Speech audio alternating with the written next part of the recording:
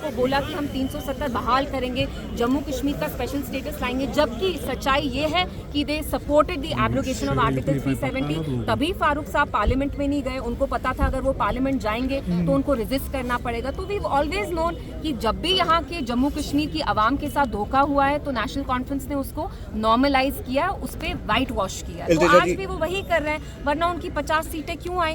Unofficially तो उनकी BJP के साथ ऑलरेडी अलायंस चल रही है, बहुत अच्छी अंडरस्टैंडिंग है उनकी बीजेपी के साथ। लास्ट क्वेश्चन, जिस तरह से पीडीपी का कोर एजेंडा रहा है कि पाकिस्तान और इंडिया के बीच में कश्मीर को लेकर मुज़ाकरात चले, और काफ़ी बार मुफ्ती मोहम्मद सईद साहब ने भी उस पर जो है बोला है, लेकिन अभी हालिया जो है एक इंटरव्यू में आर्मी चीफ का कहना है, पाकिस्तान आर्मी चीफ का कहना है कि वो कश्मीर के जो मिलिटेंट्स हैं उनको सपोर्ट करते रहेंगे। देखिए, I don't want to divert, I know channels को यहाँ टीआरपी चाहिए होती है तो आप पाकिस्तान के सवाल कहीं ना कहीं ठूस के ले आते हैं, but today is not about Pakistan. I think आज जो असली मुद्दा है वो ये है कि 6 महीने से यहाँ जो सरकार आई है वो लोगों को कोई सेंस ऑफ सिक्योरिटी दे पा रही है कि नहीं। So we should focus on that. आप इस चीज़ को दोस्ताना लेंगे या गिले शिकवे कहेंगे? क्योंकि सब सारी चीज़ें जो सामने नजर आ रही है, एक साइड से बताया जा रहा है कि ऐसी कोई बात नहीं है, मगर जो चीज छप गई है, जो लोगों के सामने आई है, उस पर आपका क्या है? बिल्कुल ऐसी बात है। आप देखिए, 5 साल पहले की बात नहीं है, 2019 में जब फारूक साहब मेंबर पार्लियामेंट थे, उनने पार्लियामेंट में कभी भी 370 के अगेंस्ट बात नहीं की। आज fast forward 6 years down the line,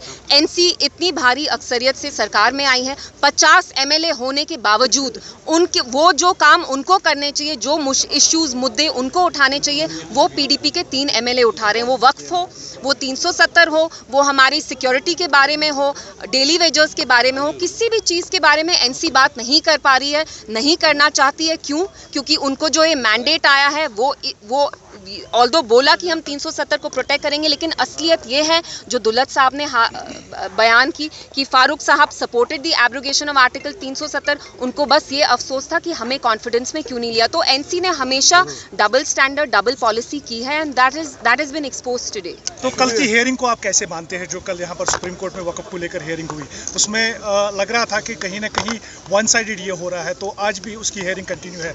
लेकिन कोर्ट ने शायद ये भी बोला कि आप जैसे हिंदू जैसे टेम्पल्स में आप चाहेंगे, will you be comfortable if we institute Muslim members in the board? So vice versa. So we have high hopes from the judiciary. After all, judiciary ही हमारा last recourse है। कहीं ना कहीं हमें judiciary के दरवाजे ही खटखटाने पड़ेंगे, and as Kashmiri Muslims, I think we will also have to protest, because जो इंडिया में पूरे मुल्क में अभी मुस्लिम्स हैं, they are looking at Kashmiri Muslims. They are also looking at the government here. The government, NC government, might have let the Muslims of India down, but as Kashmiri Muslims, we are not going to let our fellow Muslims down. We are going to peacefully protest against this Waqf Act, which is to disempower Muslims, and it's a sinister act. Thank you very much. Sir, Republic.